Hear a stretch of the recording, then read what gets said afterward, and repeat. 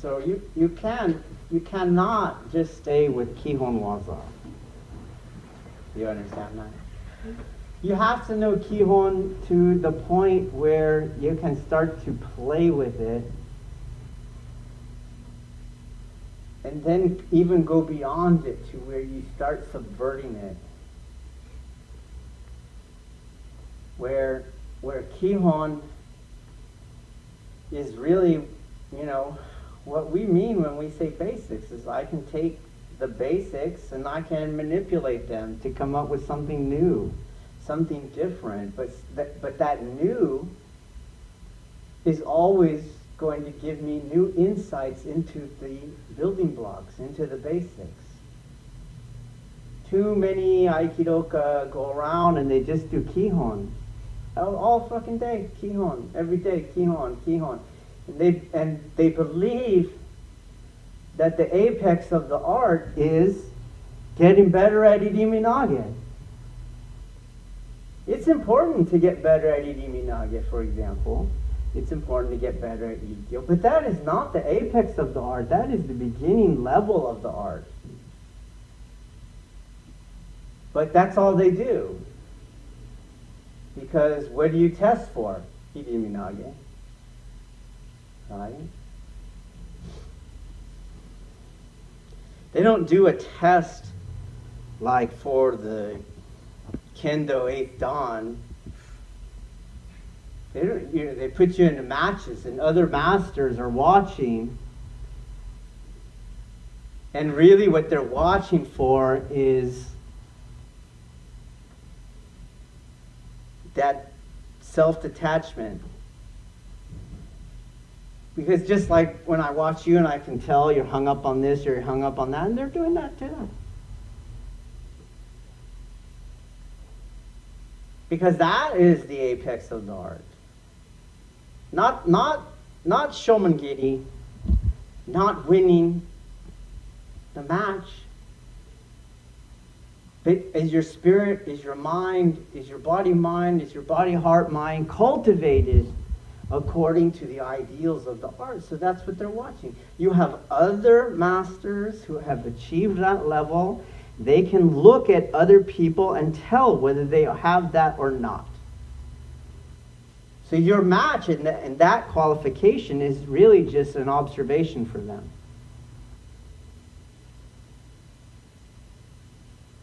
And I think it's even more than that, because once your body mind, your body heart mind has achieved that level, you don't really need to see the match.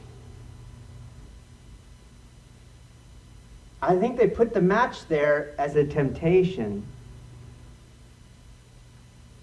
Right? The master can look at you as you get dressed and walk on to the arena, how you carry your weapon. Is it balanced in your hand? Are you dancing with it even as you're holding it still? They can tell. But they put the match there, in my opinion, the same way we put Kihon there. We tempt you. We tempt you with, will your mind clean? Here's something nice and shiny and right? And then the sucker always goes for it. You want to throw them, so you push on them. It's a trick. It's a Zen trick. It's very much a moving koan. The master gives you a riddle, and you try to solve it. Then you lost already. So we have to get our Kihon down, yes, but we can't believe that we've got it down if all we're doing is Kihon proper. We don't really understand Kihon until it disappears, until we can make it disappear. Then you begin to understand it. And again, I put it akin to dancing. Or learning music. Memorizing a song. Right? A master musician can tell when you're just playing the notes. Do you know what I mean?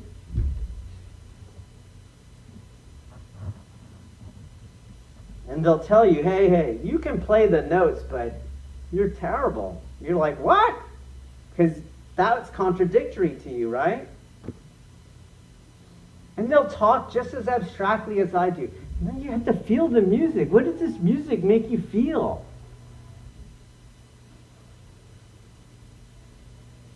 I'm trying to get some of the invisible, intangible, artistic stuff in there. And then you can play the notes for real. When you sit there and you're playing a 4-count note and you're counting in your head, that note sounds different to the musician, the master musician, who knows you held that note exactly how long it needed to be held because you felt how long it needed to be held. You're not in your head going, 1, 2, 3. This is very much like this. So, yep, you got to know your scales, but at a certain point, you got to fuck the scales. One of my first teachers, he would always refer to Picasso. So you look at a Picasso, you're like, oh my God, that stuff is so weird. But he can paint the realism stuff. He can do that. He did it so well, he can now play with it. That's why when you try to draw crappy, because you look at a Picasso, you go, that's crappy. You go, I can do crappy. And everyone goes, it looks crappy. It's not the same thing.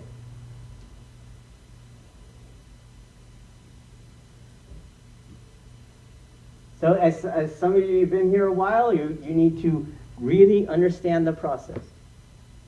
Okay? I got to get out of Kihon to understand Kihon. And then for you newer people, I got to get Kihon down. I got to know where my foot goes. I got to know the shape of my hand. I got to know the angle of my arm, the elbow to rib cage relation. I got to know it. Then I can play with it later.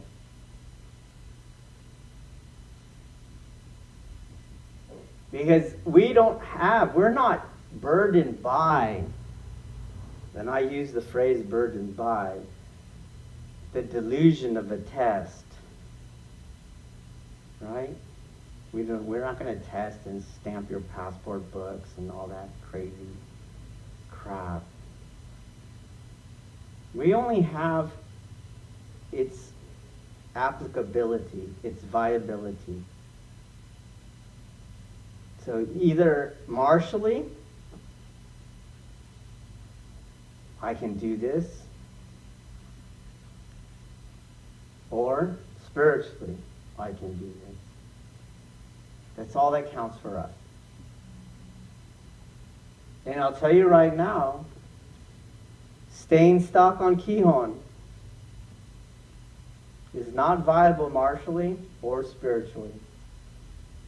You could kick ass all day with your greenhouse controlled environment in Iminage. You're still going to be an asshole. You're still going to cause suffering for you and others around you.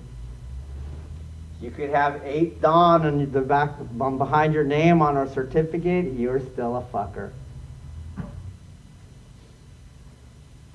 Then you take it out on the street, and you're still going to get your ass kicked. 8 Dan and all. But when your Aikido, in a way, doesn't even resemble Aikido, but to the master, then it's viable.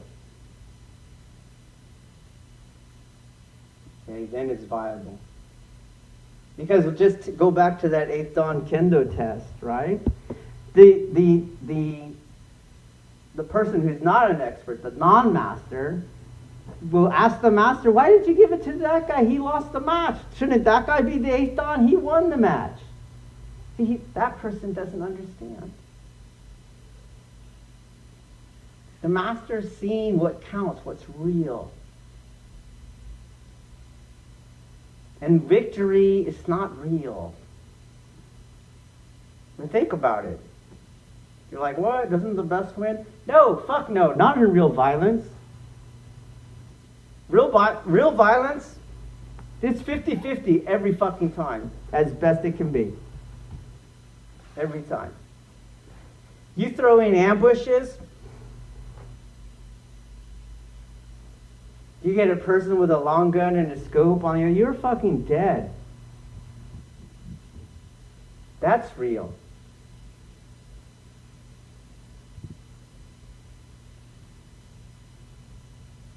So win, lose, who gives a fuck?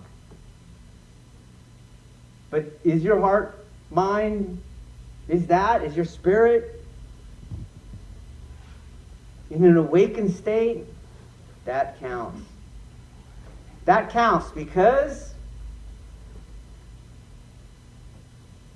that's viable. Even going back to the match. If you go through the matches, anybody can lose one match. If you start doing like 50 matches, you'll find more successful with this awakened spirit than not having it. But anyone can lose at any time. But overall, same thing in life. Anyone, right, under the right conditions for that day, you ate just right, you slept just right, you can be a nice guy. But what about when you had a long work week? You didn't get your lunch. Your boss yelled at you. Now you go home and your kids just want you to fucking read that story again. You ever see that movie, It's a Wonderful Life? Oh, you should see it if you haven't.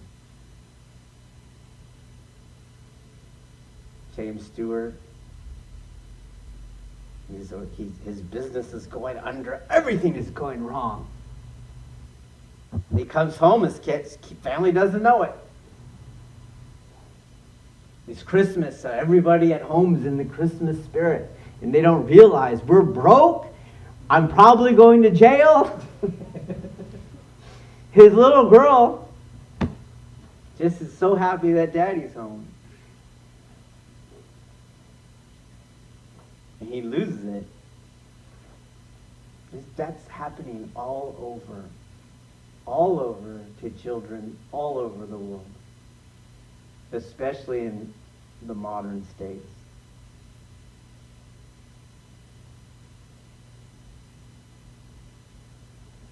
These people can't go home and be decent. The awakened state is something you can carry into the thick of battle, by which we mean the ultimate of stress. And you don't lose it. You might die, but you didn't lose it. I might go to work the next day. I might be fucking killed tomorrow, but I'm not going to lose it. But I might not make it home. What counts is, did he lose it? Did he lose it? And you will not have understood if you're like, I can't believe he did all that training and he lost it. You're still in fake land of violence.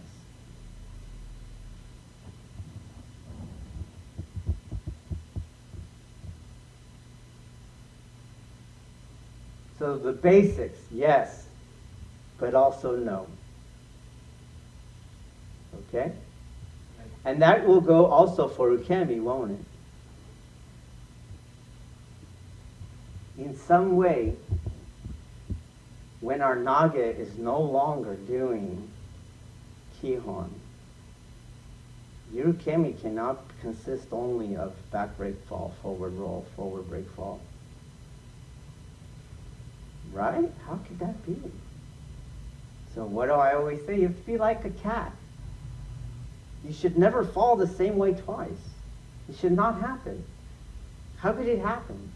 If you can fall the same way twice, we need to hook you up to a computer and some, because you are an anomaly of nature. Did you just repeated time But how many of you continually try to fall the same way every single time?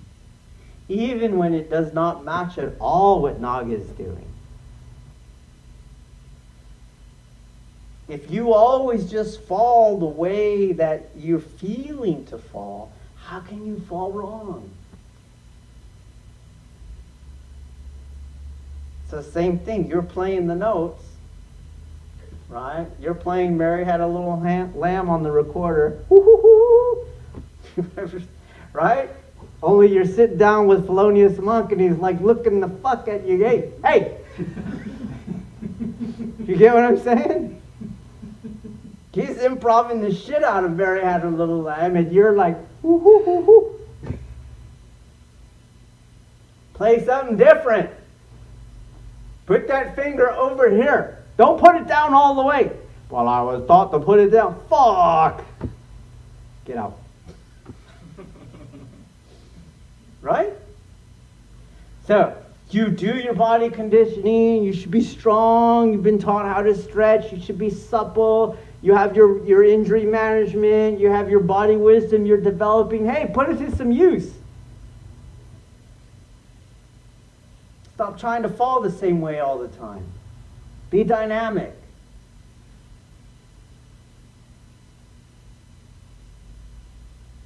Otherwise, it won't end well. Someone's playing, right, jazz improv, and you're playing recorder Mary Had a Little Lamb from second grade. Yeah, you're not probably gonna get hurt. Okay? You have to go with the flow, man. Okay? Any questions or comments, observations? Yes?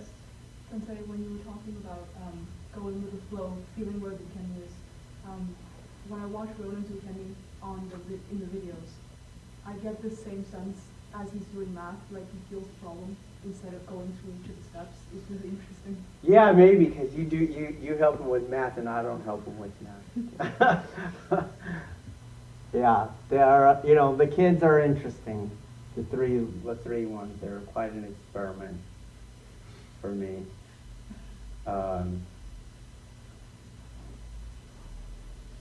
Yeah, it makes me think about how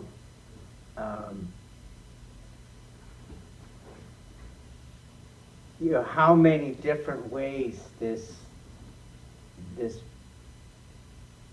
spirit that we're seeking, how many different ways it can manifest itself and take shape and find uses for it. Because they don't use it like me. You know what I mean? Like, I don't use it to feel my math problems or that kind of stuff. And I don't, and I even find it hard, to if I get tasked with something like math, to find my spirit, this state for those kind of things. I have to, hey, you're losing it. I have to do the assessment. Do you feel your pulse? Right? Are you breathing out? Oh shit, you're gonna get back in the right frame here. But you put me in, right, a tactical nightmare, everything just clicks for me. And I feel much more at home, sad to say, in those things, those situations than I might, trying to find the right driver for a pen tablet, which was driving me nuts. Like, hey, wait, I've seen you in a lot worse. Well, this one is really kicking my ass. Yeah, very interesting. And even like the things they do, you run with it. All of you do. You have had enough training where you run with it how you run with it. I know you have had the experience of either you have seen how different prior friends or family trips home have become for you from your training. It could be a positive and a negative thing. It could be a positive thing where you go, you know what, these people used to really drive me and I actually ran away, but I found a way back home now. It could be a negative thing, like, wow, I didn't realize how toxic my home life was, and you'll have to work that out still. It could just be a way of learning to relate to them, right? And so you can tell, you can sense your movement when you measure it against something that did not move with you. And that's one of the ways that you do it. And so even though you might have a problem finding Shihonaga at the end of this technique or what have you, right? You're still using this in your various places. Everyone does.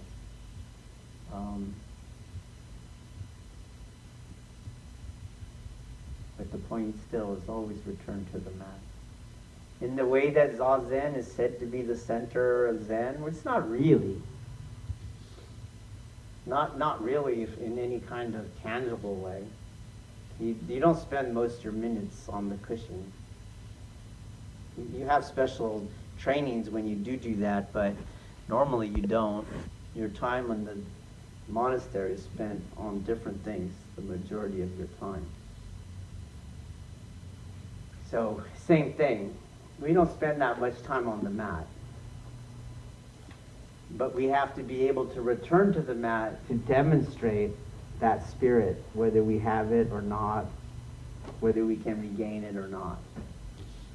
And that's what we mean when we say the mat is central and we have to return to the mat. So even though you're using whatever you were able to use off the mat, if you find that you can't use it on the mat, you have a long way to go. Whatever you're accomplishing now, just wait. Okay? When you can start doing it on the mat, right, then you'll accomplish the great things in comparison to now, off the mat. All right, let's stop there. Thank you. Thank you.